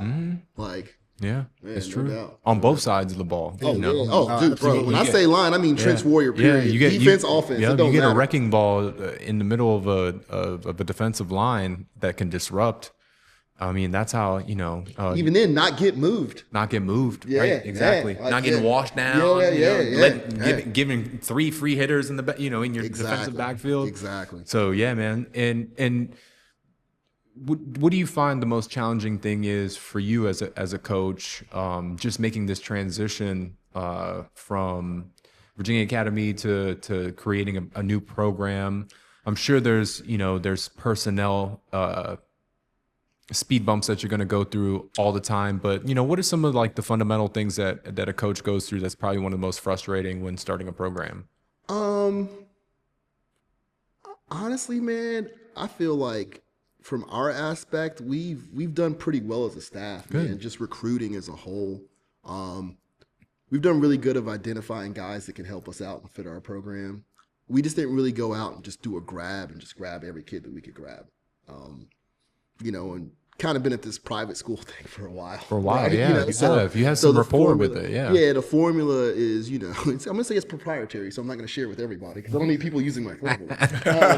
And I'm not saying it's the best. It's always constantly being tweaked. But it works for you. But, yeah, man, we just, and then two, man, there is some of keeping people happy. Right. And I say that from a standpoint of, I'm old school, man. My coach was telling me to run through a brick wall. I'd run through a brick wall, But, nowadays coaches go, well, why, coach? Why do I need to run through the brick wall? Right. Why am I going to do that? It might hurt me if I run through a brick wall, coach. And how many times do you want me to do it, coach? Exactly. Well, our mentality was we did it. Yeah. Exactly, right? And that's okay because they're just different, right? Yeah. But I would say, just trying to fill the roster. Yeah. And then really taken from some other guys that have done this before me and kind of said, hey, man, you need to start. You need to start here. And I say here from a standpoint of, he said, when we stop focusing on just getting the older guys that can play football and start really focusing on the younger guys that can help build a program and understand your culture and start from the bottom and kind of work their way up, we became a better football program. Interesting. And I just gave a secret away, but whatever. Yeah. Football's not secrets. There's no secrets. Yeah, no. But that to me really resonated with me, right? And this is the same dude that beat me 56-0. Yeah. But he told me how he beat me 56-0. You're not lying. We've talked about it plenty of times in the podcast. I'll give you 3 different examples.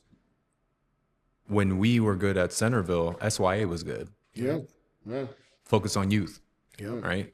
When and now, and ever since I could remember, Madison or Oakton has always been competitive because Vienna Youth League is the fucking bomb in Northern Virginia. Bro, let's talk about superpower, bro. You know what's coming. Yeah. And you cannot stop it. You can't stop it. Right. Yeah. You can't stop it. And they always have the stake up front, and they always have some freak in the backfield. Right. Always. Consistently. Always. You know, and what you guys did at Dulles. Yeah. Right? Yeah. You guys molded those kids into some dogs. Right? And then again with guys with PME, you know, they mold some dogs, and it doesn't matter where those guys play. Yeah. They can all play at Freedom, or they could all play wherever, or Hayfield. It doesn't matter wherever they go. They're still going to be like that. They're still going to be, and a lot of those guys didn't even go play for the O's, but fundamentally they had the foundation. Oh yeah. Right, and they were able to go to other programs and be successful. Yep. And I think what you're saying has a lot of pull, and what the coach from, I think you said was from Phoebus. Yeah. What he told you has a lot of pull. You have to invest, and how he started this conversation has a lot of pull. Right. You have to invest in the youth, right? They're your future. Yeah. That's how we bring it back. Absolutely. And that's how we bring it back, right? The foundation that you're laying, the culture that you're laying, it doesn't start with the juniors and seniors who are out of there in a couple of years, right? It starts with what those guys are teaching the younger guys. Yep. Right. Yep. No, 100%. Oh, dude, man, we got guys on our football team now that genuinely care about each other, bro. Right. And that's, to me, is something that I haven't seen a lot of recently, and I love it for how they like hold each other accountable. Right. And how we went to Liberty, and dude, the first 3 games we got drugged. Those kids had never played with each other before, and that was okay. And I go, fellas, we're gonna be okay. Yeah. And then we end up, making it to the semifinals and then losing to Flint Hill. You know what I'm saying? Like, we got some younger guys on defense trying to just like work things out, right? And the thing about it though is I saw so much unselfish play and hey, nah, man, you good, man. Get that rep, bro. You need it. Boom. You know what I'm saying? Yeah. Like, all right, man, boom, I got you next one. Boom. Hey, go in. Coach, I can't. They already started calling the play. I'll go in next play.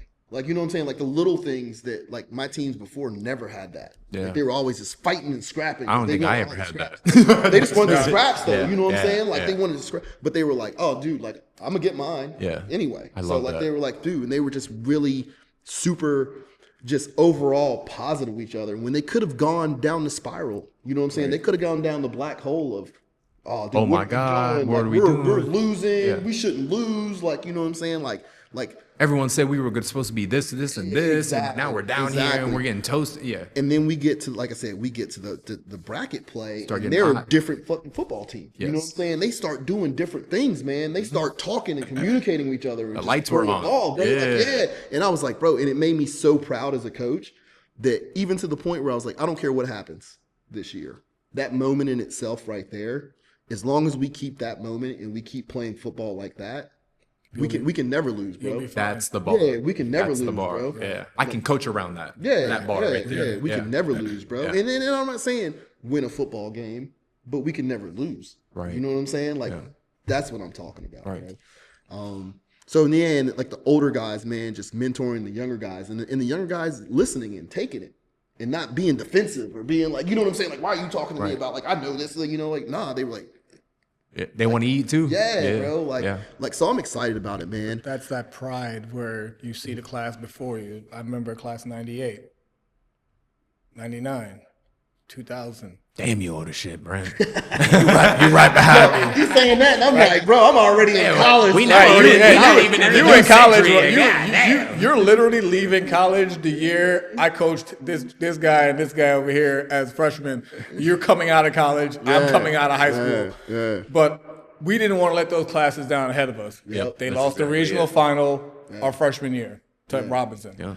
They lost the state semis our sophomore year to Hilton, which was Overton's team, Daryl Overton's team. Yeah. We as juniors lost the state semis to Verina, Michael Robinson, right? Yeah.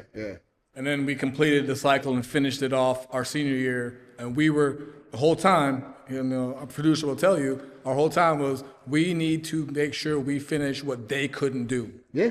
Their class came in and said, we got to hold up what they did before us. Yeah. Be better, bro. Right? Be better. So, consistently, And then circling back to everything we talked about today, we wanted to make sure that we kept up our end for the guys ahead of us, and we wanted to lay the foundation for the people coming in after us. So it was all about that family and that pride, and that's kind of like what you were talking about, being a dad, being a coach. Yeah, no doubt, bro. No doubt, man. What is And that's real. You stand on the shoulders of the people who came before you, right? Yep. Yeah. All day. All day. I tell them, at the end of the day, right, we want our kids to be better than us. Right. Right. And if they're not, then we failed. Yep. Right. Yep. So, that's big, man. Like I said, man, my guys, man, they're just a great bunch of young men, bro. And I'm truly excited to coach them, man. And even with like my staff, and I ain't gonna lie, man. Last year I lost a little bit of passion for coaching, man. And it was just, I ruptured my Achilles, so I was in a whole different mental state there. You know what I'm saying? But, and it was just different, man. Like it was no accountability from a standpoint. And I was like, dude, and my boy told me, he's like, dude, that's not even like a team that you coach. Like you coach teams that are accountable. Like you build accountability in your team. Like, what are you doing? Right. Like, we're kind of going crazy on the sideline as coaches. You know what I'm saying? We have different, like we just weren't, something was not there. One cohesive. Yeah. Something was not there. But, that's okay because we learn from it. Yeah. You know what I'm saying? I got a lot of same dudes back on my staff that are good dudes and understand what we need to do to be better. And I got a lot of pieces that came in that are just to make us just elite. You know what I'm saying? It's like from being defeated to being, a great football team, and then I got a whole new tribe of kids, man. So, and I got some kids that are returning too, that are just great football players and great kids overall that I'm just excited to see how their growth and their development, man. And at the end of the day, man, as long as we go out and put forth effort on the football field, I tell them all, man, I'll go to war with you any day. I don't care. Care what the score is. I'll go to war with you any day as long as you go out here and compete, bro, and you don't give up. Okay. If we give up, I can't rock with you, bro. I don't rock with quitters, bro. I love that. Like, you know what I'm saying? Like, plain and simple. Love that. Yeah. So what division are you guys technically playing in? Is it like an independent one or? So we're in the same division as the St. James, man. Okay. The East Coast. I have no idea what that is. Yeah, I don't know. Yeah, we don't know because this is new to us. So it's called the East Coast Prep Conference. Okay. Or Power Prep Conference or whatever. I actually helped start it with a couple guys like St. Francis Regional, Clarkson, North out of Canada. Yeah. Mount Zion Prep was in it, but they're gonna play, but they're not gonna they're gonna kind of bypass the playoffs. You know what I'm saying? Because they schedule games. That's weird. Playoff time. They schedule games. They're too good for us. No, I'm just kidding. They schedule. Coach Pat's a really good dude, but he gets his kids like exposure. So they play in some big name schools. They're gonna play IMG, and they're gonna play teams. Yeah. Like, not saying we don't, but they're gonna play some teams. I know I'm missing some other schools in there too as well. Oh, Loudoun Sports Academy is new. They're out of Southern Maryland. Southern Maryland boys like the ball, so we'll see what they come out with. But they're going to join our conference too as well. I know I'm missing some. And you guys are outside of VHSL, right? Oh yeah, nah, man, I don't mess with VHSL, bro. Don't even. That's a whole nother topic in itself. You got a whole nother hour. We'll do that. Man. I gotta go to William Mary. We're gonna have time for Mike McCall. No problem, man. Yeah, we'll come back to that another one. Yeah. On the next one. Nothing. I just don't. Nah. Whatever. You're man. good. I'll never coach public school ever again, so it doesn't matter. I'll say whatever I want to say at that point. No, but I'm saying I'll leave it alone. But look, there's a lot of things that we want to say too, but we like to show up to their games. So. And you know what? I still show up because once I tell you, you know what I'm saying, you're gonna let me in regardless. You're gonna let me in regardless. So our rule is you can't turn 19 before August 31st, which is the VHSL rule. So really, insurance won't cover you if you turn that old anyway. You try to play high school football, but it's as simple as that, man. And then we go get after it, man. We're gonna have a spring game, bro. Like I want to go try to play IMG in the spring. You know what I'm saying? The team from Puerto Rico. We would love to come in. Same team, Puerto Rico, the same that St. James is playing. We're gonna go play them in Puerto Rico next year. Which is we would love to come to that too. Put us on the flight, coach. Yeah, I may not come back. Shoot, who you telling? I just want to, at the end of the day, man, it's about getting our kids exposure, man, and going out there and just giving them the best that they can, man, and challenging them, bro. Yeah, man. Like, being undefeated in high school football, man, means squat.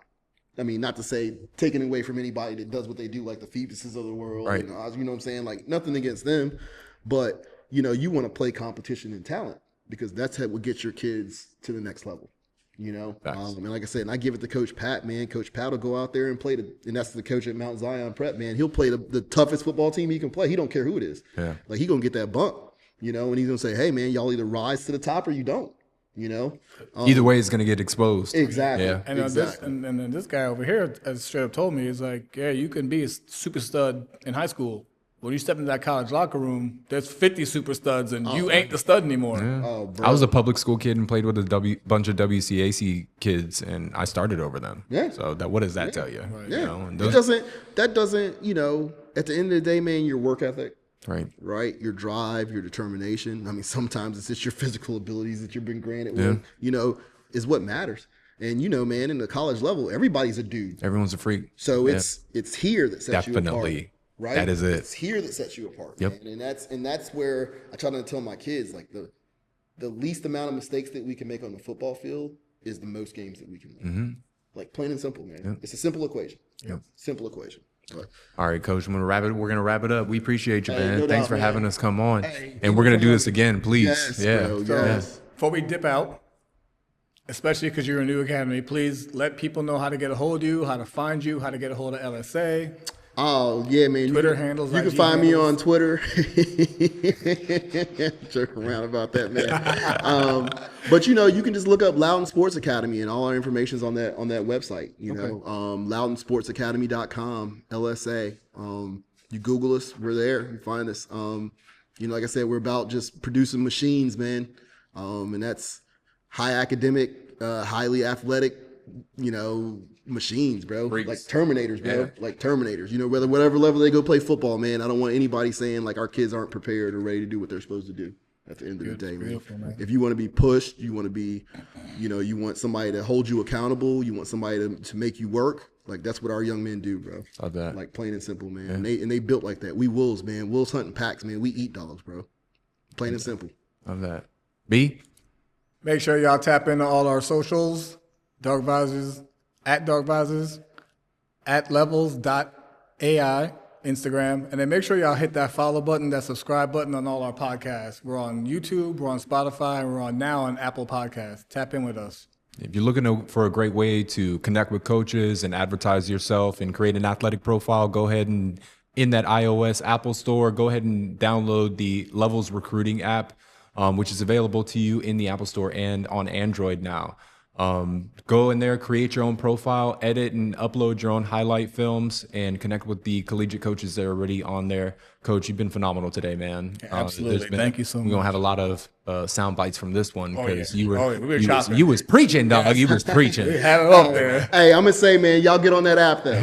For real. All right. At the end of the day, y'all get on that app. That app is phenomenal. He's on the app. Yeah, get on that app. I created me a profile. I ain't playing, but I created a profile. No, Yeah, no, get on you're the good. app. You're good. By the end of the summer, we're actually going to be allowing coaches like you and resources in the community, and then our small net of collegiate coaches. They're actually going to be on there by the end of the summer. Good stuff. So we're just, we're closing in on some. I don't want to jinx it, but we're closing in on some things that are going to help me do this full time, or help us do doubt. this full time. stuff, And that's all I really want to do is just do this full time. Hey, man, fellas. Love you, man. And make sure you invite us to that LSA St. James game. Yeah. You already invited. You know that. In Puerto Rico. Hey, all that. All right, Coach. Appreciate you. Hey, Bye, appreciate everybody. Have a good one.